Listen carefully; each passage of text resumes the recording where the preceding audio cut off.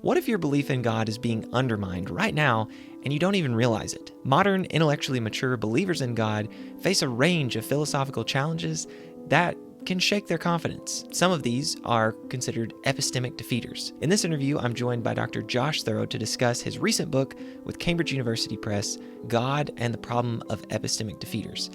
If you watch this entire video, you'll hear about the different types of defeaters, how they work, and whether or not Christians have the tools to resist them. Welcome, I'm Jordan, and this is The Analytic Christian. Let's get started. Dr. Thurow, what is the problem that epistemic defeaters pose for this particular type of believer in God that you have in mind? You call them a modern, moderately intellectually mature believer in God. MIM. I don't know if I'm saying that correctly. MIM for short. That works. That's what I had in mind, yeah. So what's the problem that epistemic defeaters pose for that type of believer in God? Yeah, well, first, maybe I should say a little bit about what I mean by that acronym, modern, moderately intellectually mature believer in God. And I really got in mind just a handful of features that this person has. This is supposed to be kind of an idealization. So it's not necessarily the case that everybody or even tons of people meet this description, but I think it hits the description of a kind of person that I think we're particularly interested in when we're trying to evaluate the rationality of religious belief.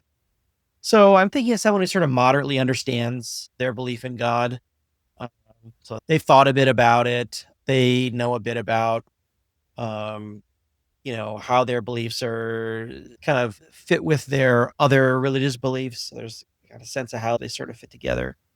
And they understand how they fit together to like a moderate degree. They don't have to be experts, of course, in any sense. They somewhat understand a modern scientific understanding of the world.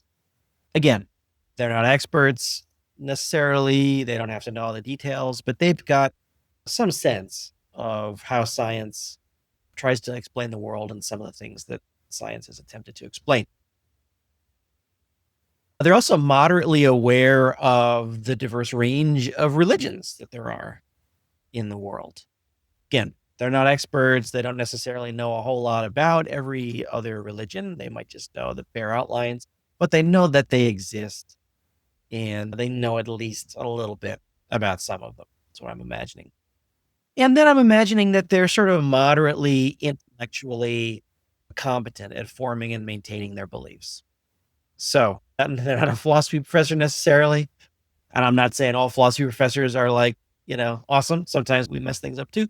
But they've got to some moderate degree various intellectual virtues like curiosity, carefulness, humility, open-mindedness, those sort of things. So that's what I'm imagining is this sort of moderately intellectually mature person. So I think a lot of people do fit this description, and the people who don't, usually there are certain pretty clear reasons why they don't. Either they're too young, or maybe they're sort of too old, and some of their sort of abilities and knowledge have degraded over time. But I think a lot of people meet this description, and if they don't, they either did in the past or they one day will.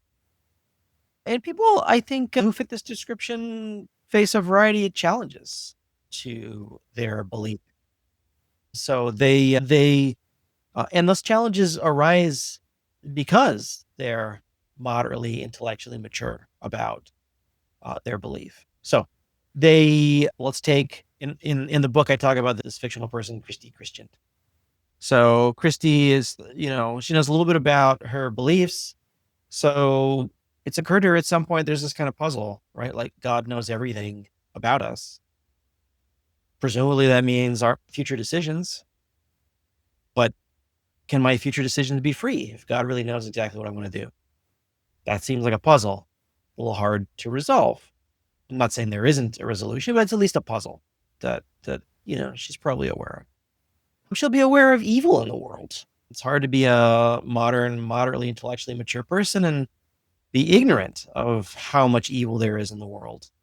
And she may even be familiar with some really terrible things that have happened to either her family or her friends, either crimes or, diseases that people have fallen prey to or accidents that have happened. And she wonders, how does this fit in with the idea that there's a God who's all good and all knowing and all perfect. It seems puzzling.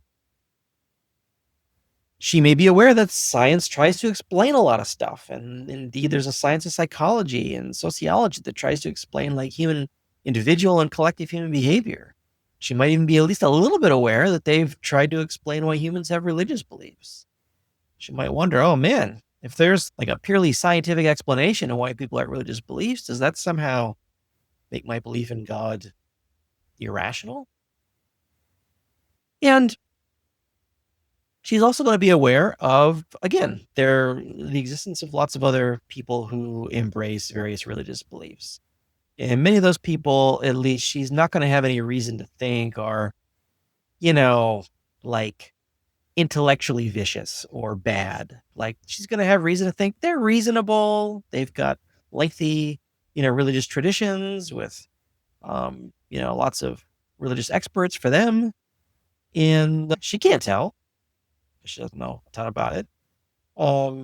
Who's doing a better job perceiving their religious truth? Her own religion versus some other. People look fairly intellectually competent at evaluating these things from a distance. So these things all pose sort of puzzles or problems for holding a sort of rational belief in God. And the term defeater is a useful term for talking about the different kinds of sort of problems that face something you may believe in. Okay. Let's talk more. Let's unpack the specifics of the different types of defeaters. Yeah. Let's start by, if you want to give like a very general sort of characterization of what a defeater does, and then we can get into the specifics. I'm thinking of, at least initially, rebutting versus undercutting defeaters. That's one that I know my viewers have probably heard of on my channel before, but we're going to get into some that they probably haven't heard of in a minute. Yeah. So the philosophical literature on defeat is interesting and a little confusing. And one of the things I try to do in the book is clarify it. And I think one of the things that's worth kind of noting from the start is we can talk about lots of different things being defeated. So we could say that your belief was defeated by this other evidence or objection. We could say that a reason you had for believing was defeated. We could say that your justification was defeated, or the fact that you were justified was defeated. We could say your knowledge was defeated. There's kind of a lot of things that could be defeated. And depending on which thing we're talking about, different conditions are going to have to be met for whether the thing is defeated. But just to give you an idea and to connect with things that a lot of your viewers are already somewhat familiar with, let's just stick with the idea for the moment of a reason being defeated. So this idea was first really discussed in detail by a philosopher named Pollock in 60s, 70s. And one of the things so he gives a definition of defeaters that goes something like this. And here I'm giving a somewhat tweaked version to deal with some objections. But a reason that you have for believing something is defeated by some other piece of information. Just in case when you take the reason you had together with that other piece of information that you now add to it, now that original reason that you had no longer supports the belief that you held. It may have originally supported that belief, but in light of the defeater, the new bit of information you gained, it no longer does support that belief. When that happens, you've got a defeater for your reason. Okay. So now what's the difference between an undercutting defeater and a rebutting defeater? Yeah. So I can explain these two pretty well with just what I've talked about here about the notion of a reason being defeated. So there's two ways that can happen. If you've got the original reason and then the new information you have is really reason to think that the proposition you believed is false, then it can defeat your original reason by basically countering the original reason, right? So if you want to think of two forces, it's like you got the original reason is pushing force towards believing the proposition. The new reason is putting force against believing the proposition. And as long as it counters it enough, now this reason no longer functions to support the belief anymore, right? So that's called a rebutting defeater when you have that kind of thing. An undercutting defeater is where you originally have a reason. So again, you can think of it as like a force, a reason kind of pushing towards like believing something, indicating that something is true. And an undercutting defeater comes along and sort of prevents that thing from functioning as a reason at all to start with. Right. So maybe it points out that original reason in light of this new information now no longer supports this. Or maybe that original reason, when formed in the way that it was or in the circumstances that it was, doesn't, in those particular circumstances, support, even though generally speaking it does. There are a variety of ways that undercutting defeat can happen, but it happens by way of removing the force that was there to start with, rather than countering that force with another opposite evidential force. Yes. Yeah, I think that's clear. So that's the difference between rebutting and undercutting defeaters. And sometimes I've heard this in the context of within an argument. So the thought is, there are certain premises followed by a conclusion. A rebutting defeater the way it would function with respect to an argument at least, would be I try to present some information that would show that one of those premises is actually false. That would function like a rebutting defeater. But I could, alternatively, rather than try to show that a premise is false, an undercutting defeater would try to show that you don't have any good reason to think that it's true. Not necessarily that it's false, but you just haven't provided a good reason to think it's true. Yeah. Does that change if we put it in the context of beliefs? I mean, I'm thinking you could believe the premises and then I've given you a reason or some piece of information why that belief is false versus you don't have any good reason to hold the belief. It seems like in my mind it would function the same way. I'm curious if I'm missing something. Yeah, I think that's right. So here, the reason, if we're going to talk about reasons being defeated, the reason that's going to be defeated is whatever the reason you had for believing those premises, right? If you get some additional reason to think the premise is false, well, then that's rebutting the original reason you had in favor of the premise. If you give some reason for thinking that your original reasons in favor of believing the premise, in fact, weren't very good, or maybe in light of additional information aren't very good, then that would be an undercutting defeater. Mm-hmm. Okay.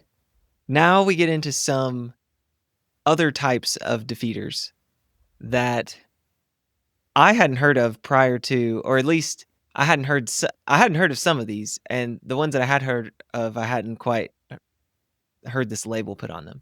So the four well, you've already listed rebutting and undercutting, but the four here would be base defeaters, status revealing defeaters, competence defeaters, and normative defeaters. I'm wondering if you can just give a description of each one. Sometimes an example may help if it's not completely clear how it's supposed to be different from the others. Yeah. So let's start with base defeaters.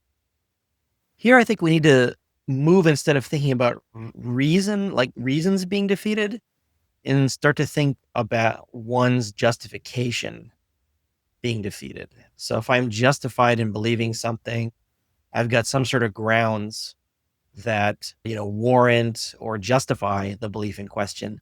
And I believe because of those grounds, right? That would make me, in philosophical terms, doxastically justified in believing proposition.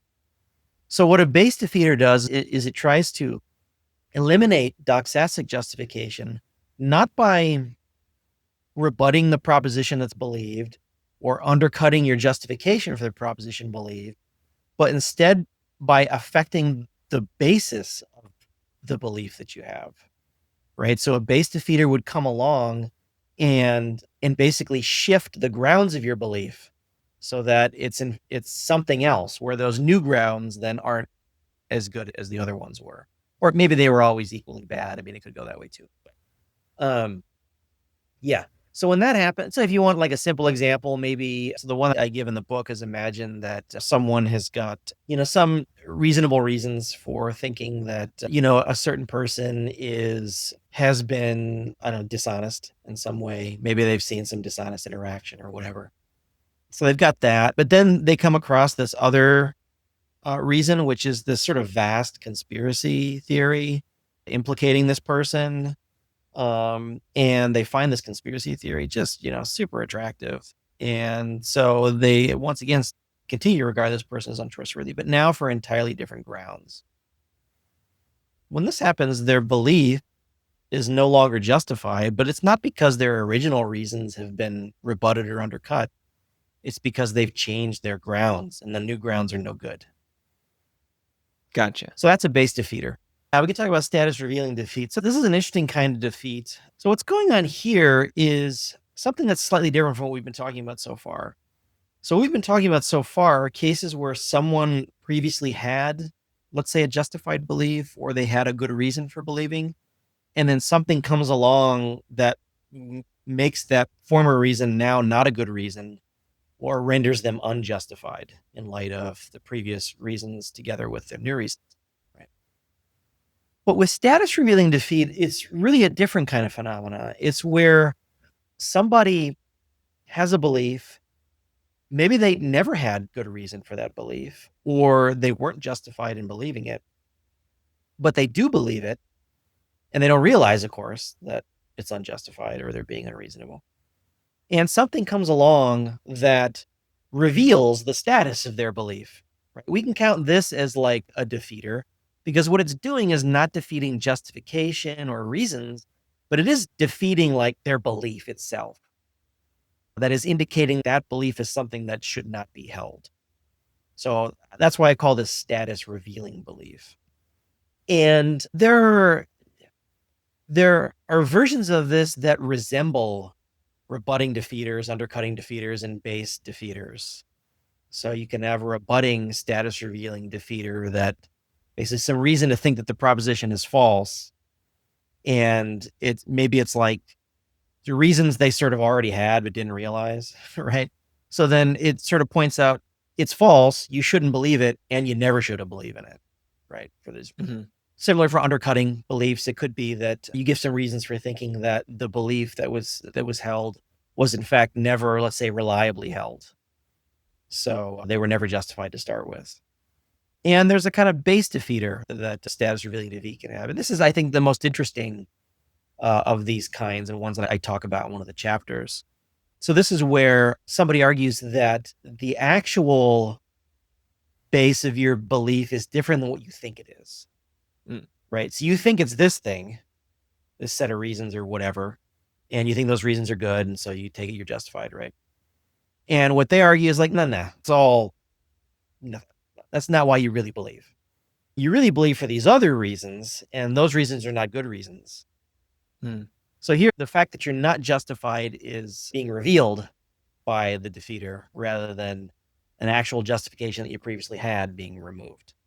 Yeah, that's interesting. I guess in that case, okay, I'll table that. I was going to get into an example, but I'll wait because I think it will come up later.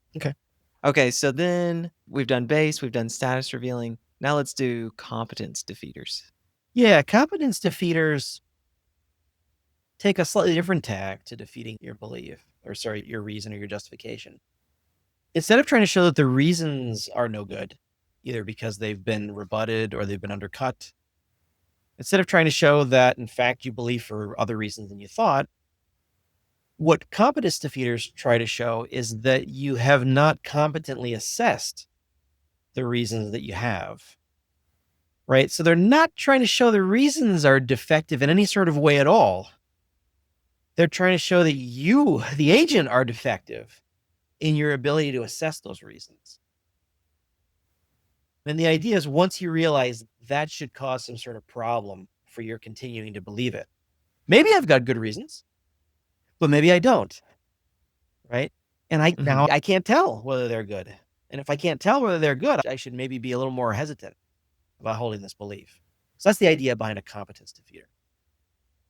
What an example, what I'm thinking of, pretty plain example, is if I'm under the influence of alcohol and I think I've come up with this knockdown proof for the existence of God, and somebody comes along and is like, you realize that your cognitive faculties aren't functioning properly, like, that's if you're an externalist, but I guess if you're an internalist, they might be like, Do you think you have a reason? Like, Yeah. do you recognize that you have a reason to think that you're not reasoning Well, well right now?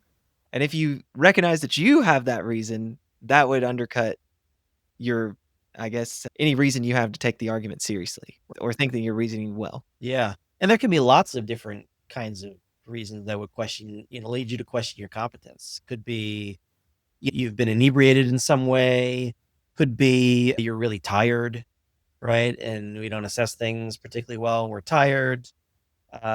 Maybe, your interests are at stake in some deep way that we have reason to think might compromise your ability to really think things through well. There's a variety of kinds of things that might lead you to question your competence. Okay. And then I found this one really interesting. I hadn't heard this before. A normative defeater. Yeah, normative defeater. So in the scholarship, people use this. They use that same word to talk about different kinds of defeaters. I'm just going to be talking about one way this word gets used. And this comes mostly from the work of Sandy Goldberg, for fans ears who may be interested in epistemology. So he's got this idea of a normative defeater, where a normative defeater it defeats your justification or your reason or your knowledge, because what it indicates is there's something you should have known that you didn't. And the thing that you should have known, if you had known it, would cause problems for your belief. So the idea here is that our epistemic states can be defeated not only by information that we have, but by information that we should have had. And these are, I should say, a little controversial. So some people believe that these are genuine defeaters. Some people don't think that they are. I just stay neutral on that in the book. I treat them as if they are, because I think it's interesting to think about what the implications are. But it's easy to give kind of simple examples. So good examples involve people who have like professional duties to know certain things.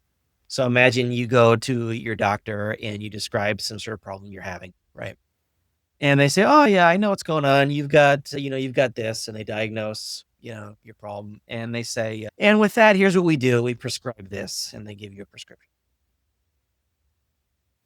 And let's suppose that this doctor, in fact, is working on, like, the prescribing practices here are based on information that's like 20 years old, and they've just been doing that the whole time. And in fact, the discipline has moved on, and there are new prescribing practices that are the norm in the discipline, and this person just hasn't kept up, right? So a lot of people want to say, for, like a doctor in that kind of circumstance, um, they are not justified in believing that's the right prescription to make in this circumstance. Not because the information that they have demonstrates that it's not the right prescription to make, but rather because there's information they should have, given their role in life, that would show them that's not the right prescription to make. Yeah, that's a good example. Okay. Now that we have a sense of the different types of defeaters, there's this really helpful table in the book. You call it Table 1, Defeaters for Belief in God, where you list out specific defeaters with respect to belief in God. Yeah. And you categorize each one in one of the four following categories: rebutting, undercutting, base defeaters, and competence defeaters. We only have about 30 minutes. So, of those four, I would be most interested in maybe thinking about maybe an undercutting, a base, and a competence defeater. I feel like I've spent a lot of time on this channel talking about some of the rebutting defeaters. So maybe just list the rebuttings, and then we'll look at the details of some of those other defeaters. Yeah. So I list three sorts of rebutting defeaters in the book. One is kind of a family of defeaters called incoherence of divine attributes. There are multitudes of such arguments that try to show that there's some sort of incompatibility between various divine attributes.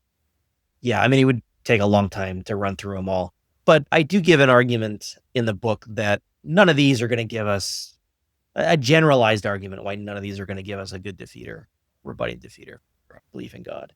If we got time, maybe we can come back to that. But so there's that one. There's the problem of evil course. There's the problem of divine hiddenness. This isn't exhaustive. There are some others as well, but those are the most prominent ones. As far as undercutting defeaters go, I mentioned 3. So the first is, again, a family of defeaters. So basically, for any positive reason you can give for believing in God, there's a whole bunch of undercutting defeaters for those various arguments.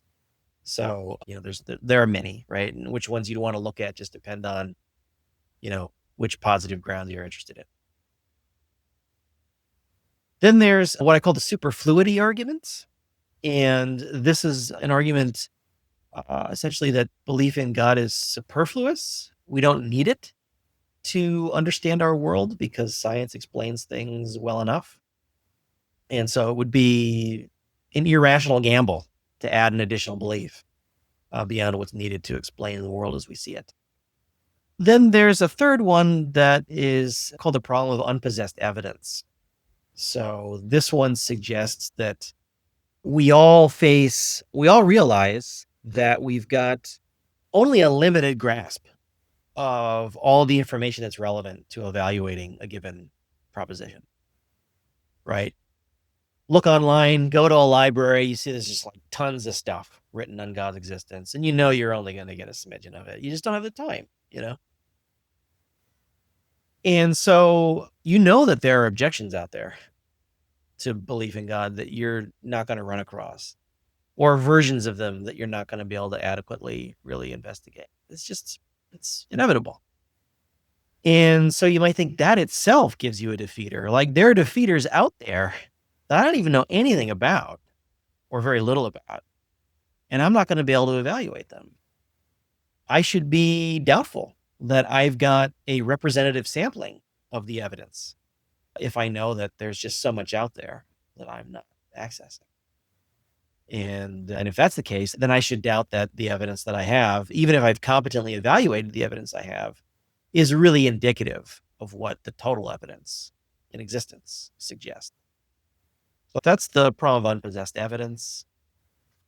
Let's, maybe, if it's okay with you, we'll look at some responses to these rather than list them all out and then have to restate them and come back. Yeah. So this is one that does bug me. Oh, yeah. I very often think about this. I'm like, I haven't read all these people's books, and I know that they're way smart. I don't want to get into the competence stuff, but I'm like, I know they're sharp. Yeah. And so whatever they say is worth, taking seriously, but like, I just don't have the time to get to it. So this does bug me. What do you think is maybe one of the better sorts of responses to this worry? Yeah, I spend a fair bit of time talking about this one in the book because I do think it's interesting and it's a bit undertreated, I think, amongst philosophers. So I wanted to spend more time with it. I guess I'll just mention a couple of things that I think challenge this defeater. So the first one is an idea that comes ultimately from Alvin Plantinga, some of his work on reformed epistemology. He likes to give this example of a person who has been accused of something. I think in his example, it's like they've been accused of like stealing like a letter from somebody else's office. And this person like knows they didn't do it, right? Like they have very distinct memories that they were elsewhere at the time. They have very distinct memories. They were out hiking on a mountain, right? At the very time the letter went missing. Nobody else saw them there. And everybody else has got lots of evidence that they did steal it. Like maybe the letter was found in their office, right? And in addition, this person had, excellent motives to steal the letter. Maybe the letter was going to say something bad about them and they caught wind of it, You can just sort of imagine the third party evidence just kind of ramping up that this person is guilty of stealing the letter. Now, from this person's first person standpoint, I mean, they can kind of see that there's all that evidence out there that's raising problems, like from a certain perspective. But like from my perspective, I can see that all of that evidence has got to be faulty. It's got to be faulty because I distinctly remember being elsewhere at the time. Mm-hmm. So Plantinga uses this example to try to argue that, sometimes you can reject a defeater just by the sheer force of the evidence that you have.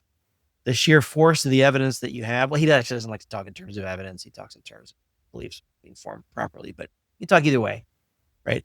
In virtue of the epistemic merits of the belief that you have, you can rightfully dismiss a certain objection.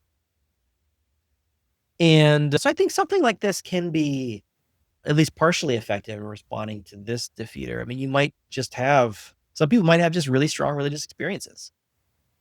And those experiences might well, sort of analogously to Plantinga's case, indicate to them, yeah, God's real. I know there's all these problems, and half of them I haven't even heard of, right? So it is hard for me to respond to them all, but nevertheless, I'm still rational and continuing to believe. So I think that's at least helps respond to this defeater. I don't think it's going to do it all by itself, because often people don't have religious experiences that are that strong. Sure. So I think some people do, but many people don't. So that's part of the response. But I think there's another important reply that is effective for a wide range of believers, which is that religious believers not only have evidence that God exists, but they've also got evidence about the reliability of the source of that evidence. Right? So particularly if you believe on the basis of divine revelation, you think God has revealed himself to us, right?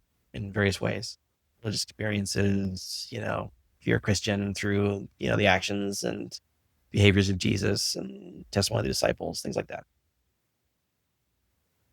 But you also think that the reason you have in favor of believing that story is also reason that you have for believing that God has authorized all of that, right? So you've got God as a testifier to the whole story standing behind it. And now you've actually got an additional piece of evidence that's really important, which is you've got evidence not only that God exists, but you've got evidence that the testifier to a lot of your evidence that God exists is God himself. And God himself, of course, is surely aware of all of the evidence, even the evidence you're not aware of. So you're like, oh, I'm actually ultimately relying on a source that is super reliable, indeed maximally reliable. And so even if I don't know about all the counter evidence, surely my source does. Mm-hmm. But I give kind of an analogy in the book here. So I say, imagine you look at you go to a library to learn about Abraham Lincoln, and you look at two books. Both books have got an account of, say, a certain event in Abraham Lincoln's life. And let's say the account in both books is the same. They give the same story. Both stories draw on positive evidence. Okay. Letters from Lincoln, other testimonies at the time, stuff like that. Okay. So got that. But one of the books, in addition to all of that, clearly interacts with a bunch of other literature about the very same question. So you can just sort of see from the bibliography and the works cited and, footnotes and stuff like that, that they're plainly showing that they're aware of a bunch of the other evidence, right? Now, I think whether your belief in the story about Lincoln is rational, I think it changes depending on which book you happen to have picked up. If you just picked up the book with the person who gave the evidence in favor of this particular story, but doesn't have all the additional side literature, you should be a little worried, because you look at the Lincoln bookshelf, you're like, oh my gosh, tons of historians have written about Abraham Lincoln. I have no idea what the rest of them say, right? But if you read the other book that sort of shows that they're at least competent in evaluating a lot of the other stuff, you can be much more trusting in that case. And in a way, when we have reason to believe that God exists and that God has revealed God's existence to us in all kinds of ways, that's more analogous to the second sort of Abraham Lincoln case. All right. So I think that's a good sample of what you're doing in the book with undercutting defeaters. Now let's move to different specific examples of base defeaters. Maybe list these out and then we'll focus on one. Yeah, so I think there's kind of two classes of defeaters here. One are what I call genealogical debunking arguments, So, you know, I've talked about these in other videos on your channel. So maybe we can point folks to those. But the gist of them is they try to argue that usually evolution or, is really the explanation for why humans have religious beliefs. And evolution isn't really a truth tracking mechanism, particularly with respect to religious beliefs. Evolution doesn't care about whether God exists. Evolution just doesn't care about anything. But evolution works just to get beings that are going to sort of survive and reproduce well. And if believing in God helps them, well, then it may well pump that belief out, in communities, but it doesn't mean that belief is true.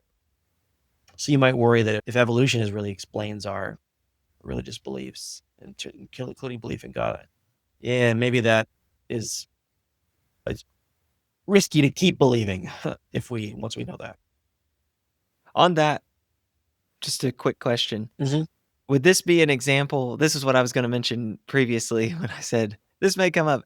Would this be a status revealing base defeater combination? Yeah. If you come to see, oh, I thought I believed for all these, reasons, whether it was a religious experience or whatever, or I believed on the basis of a bunch of arguments. But I do believe in evolution, and it looks like this is a really good explanation. So maybe I don't really believe because of that stuff. I believe because of this. In that, if you came to think that, then it looks like that would be status revealing and base defeater together. That's right. Yep. So the way I'm thinking of these evolution debunking arguments is, they're status revealing base defeaters. There are other versions of evolutionary debunking arguments that are competence defeaters. I talk about those in the book as well. So this is, I think, an interesting wrinkle in the debunking argument literature. These two different types of arguments are not always clearly delineated, but I think there are two different types of what have been called debunking arguments here. One is a status revealing base defeater and the other is a competence defeater. Okay, so since we've talked about that particular type of defeater in another video, I'm not going to focus on that one. You talk about rationalization arguments as being base defeaters as well. Yeah. What's that? Yeah, so these are arguments that try to argue that it's much like the thing that you just said earlier. The arguments and reasons that you are inclined to give in favor of your belief, in fact, are not the true motives for your belief. It's something else. And it could be evolution. It could be some other thing. And these are distinct from the evolution debunking arguments because they're focused on sort of giving specific reasons for thinking that the reasons you give are rationalizations. And once you see that they're rationalizations, they're not really part of the base of your belief, then it doesn't matter whether those are in fact good reasons because they're not actually the reasons for which you believe. I hear this come up in the YouTube world, often from some form of skeptic, and I hear them attack sometimes Christian philosophers, many times like apologists or something like that. And it may be true in some cases, but the idea is like, hey, you say that you believe for all these arguments, but you really don't. Like your job, you had to sign a statement of faith to work at the university that you're at right now. And so you would be out of a job if you didn't say that you believe this stuff and defend this stuff. So really you're just engaging in a kind of rationalization to keep your livelihood or something like that.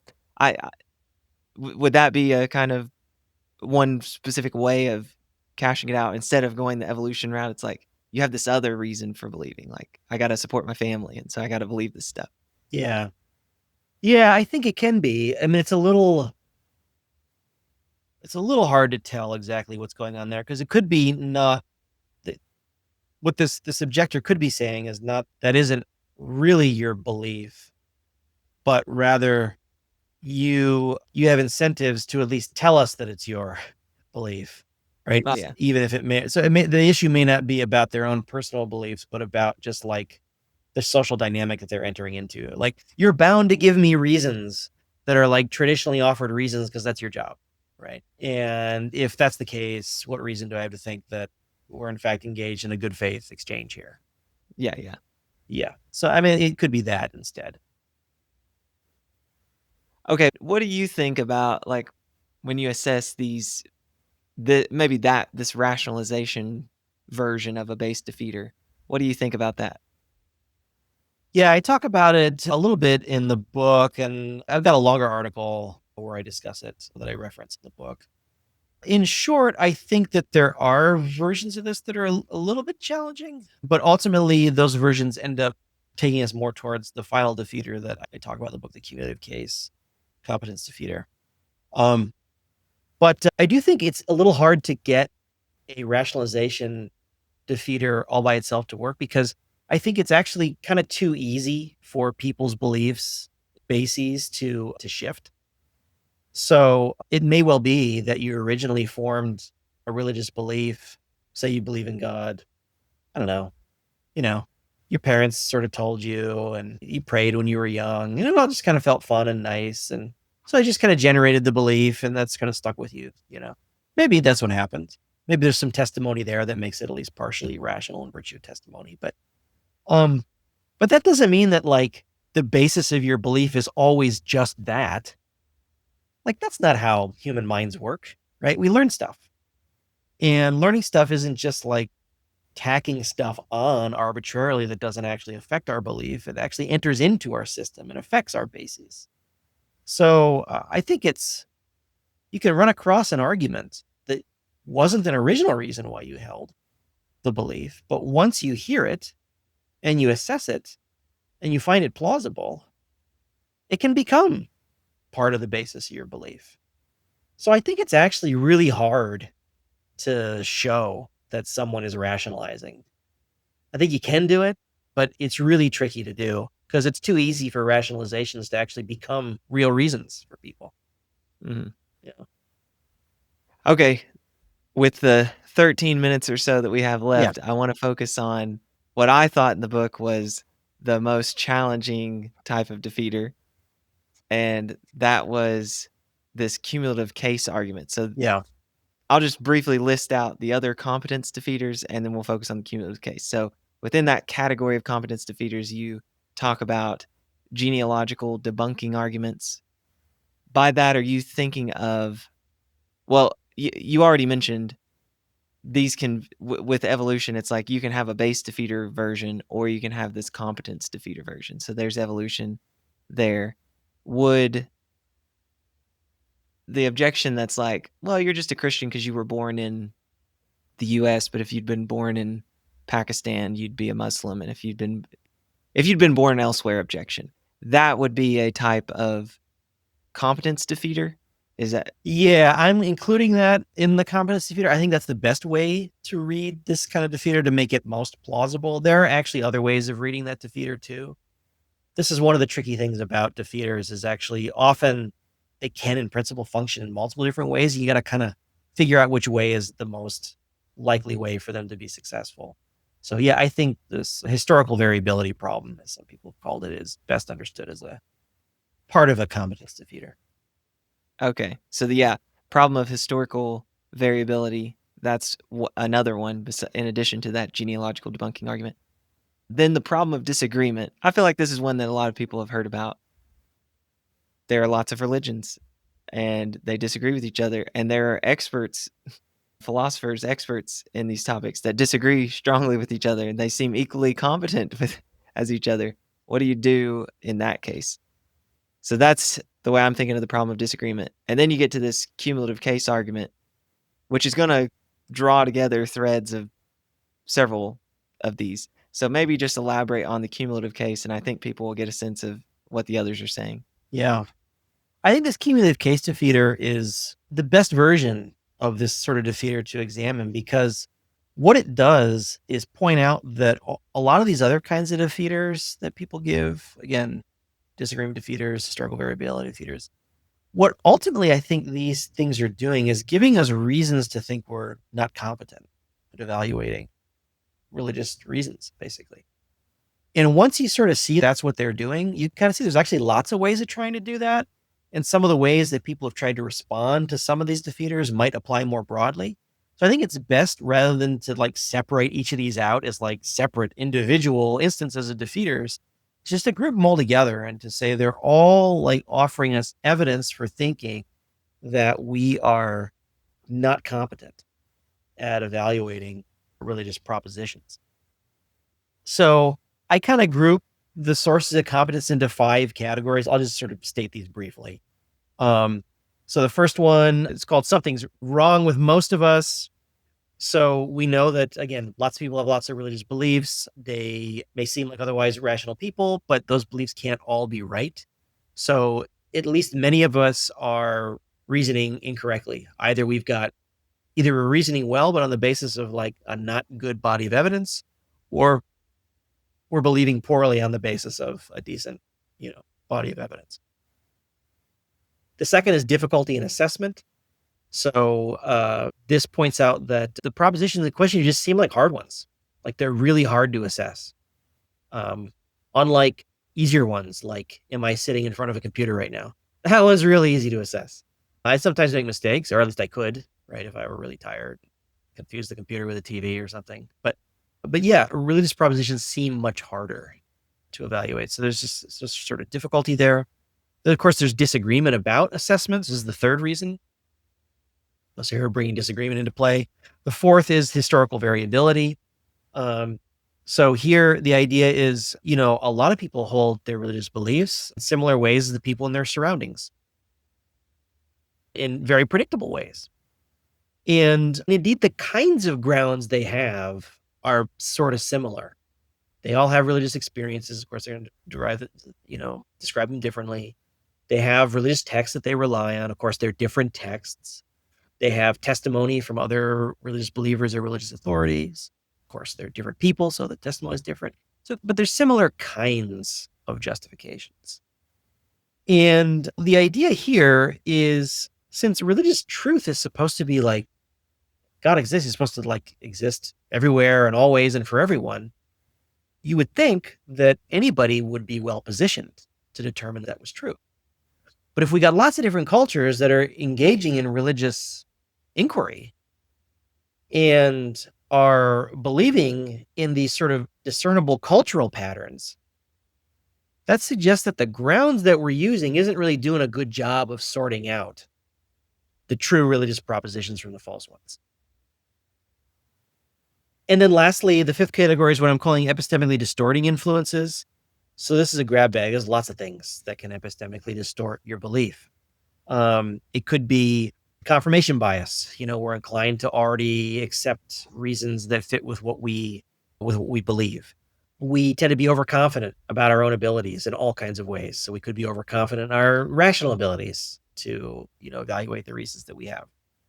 We engage in motivated reasoning. That is, we engage in inquiries that help us to reinforce the belief that we have, because the beliefs are also matters of sort of social identity for us. And we're inclined to dismiss and move away from, lines of inquiry that would challenge those identities. Some people can be subject to sheltering or indoctrination. Theists tend to believe that God loves them. And when we love people, that love of those people can sometimes distort our assessment of evidence about their character. So this is just a brief smattering, right, of things that can distort our judgment. So the idea is all of these things put together suggest we're not so great at evaluating, religious propositions. Okay, so that's the cumulative case defeater. Yeah. So what should we do with that? Obviously, I think we should acknowledge, like, this is a good challenge, like this, but can anything more be said, or should we just say, yep, belief in God's defeated and we give up? Yeah, it's a tough one. So what I do in the book is survey a number of different responses that have been offered and try to sort through them. They're not really able to, really thoroughly evaluate any of them, but I think sort of seeing the variety of options that are there suggests that assessing this defeater is going to be much harder than it at first may have seemed. So some people are worried, for instance, about self-defeat, that this argument is going to defeat itself because it itself is an argument that's subject to all of the same influences that's just mentioned. So maybe we're not so good at evaluating this argument. And if we're not good at evaluating the argument, maybe I shouldn't put a lot of stock in it. This is a classic kind of worry for a lot of competence defeaters. They might sort of go too far, I talk about various themes from Reformed epistemology. I point out that a lot of them aren't going to work, even though they might, respond to some other defeaters. There's this view from a philosopher named John Pittard. He endorses what's called affective rationalism. And the idea here is he thinks we have sometimes insight, like rational insight into how compelling certain grounds are. And that insight can be mediated by various affective responses and emotions to, moral value and value-based insights. And these things, he thinks, can give us reason to think that we do have some insight into some propositions that are used to justify, or some grounds that are used to justify belief. And it's insight in a way that's like sort of special and unique, and that isn't undermined by, or at least it would be problematic to expect us to set those sorts of insights aside when evaluating religious belief. And this gets at one thing that lies behind a lot of the concerns here. And it's this claim that some epistemologists make called the independence requirement, which is once you've got some reason to doubt that you've assessed something well, you can't rely on those reasons that have come under question in order to figure it out. You've got to exit it and look for some third set of reasons. And the problem with the independence requirements is that there've been a few problems raised for it, but one reason, if it's true that it's challenging for theistic believers, is that it looks like everything's called into question by the cumulative case argument. So there's nothing to stand outside and rely on. So yeah, affective rationalism denies the independence requirement. So it says that often we should respect that. But when we've got certain sort of rational insights, and even if they're affectively mediated rational insights, we're sort of bottoming out at sort of fundamental ways of assessing things, and we don't have to sort of try to reason independently of those things. Yeah, there's a number that I talk about here, and I know we're running short on time, so maybe I'll just pick two more. So there's another that I call, let me go to that one last. So there's another one that Andrew Moon talks about. He may have talked about this with you in one of his previous talks with you, I'm not sure, called benign circularity. So yeah, we did a whole interview on that. Yeah, it's a really interesting kind of argument that, when you get theistic believers have some resources from within their theistic beliefs to resist these defeaters. So if you've got some positive reason or grounds for holding your belief, you also have a belief that God is maintaining your belief. And when you're believing in accordance with the way typically people, theists typically do, then you're believing appropriately, and God is sort of making that work out okay. So you could use that as a sort of what Moon calls a defeater deflector for some of these competence defeaters. You could say, yeah, I can see how generally those are problems, but I know that I formed my belief this way, and that's the approved way. And as long as those reasons, in fact, are good, I've got grounds for deflecting, some of the worries about, my competence in evaluating it. I think this may help to some extent, but of course, it may not, because even if you do believe in the authorized way, that could surely be infected by also believing in all kinds of non-authorized ways that could challenge you and your rationality. So I don't know if it fully responds to it, but I think it may help. Last one I'll talk about, I call rich testimony. So this is the idea that our testimony is not just that God exists, but we also have testimony that our belief, Christians who believe that God exists, theists in general, don't just believe on the basis of third-party reasons, third-person reasons. They believe because other people have testified to them. But those testifiers aren't just telling you, hey, God exists. Many of those testifiers are also themselves giving reasons, or that they have reasons and that they're competent at evaluating them, and you have independent measures of their competence. And so in a way, that testimony kind of ramps up your own confidence in your abilities to assess reasons, because I've got all these other testifiers that are similarly assessing reasons. And I don't have similar testimony about other people and their reliability. They may well be reliable. I mean, it's possible that we could all be wrong, but I don't have the same quality of evidence about them that I do about myself in my own social environment.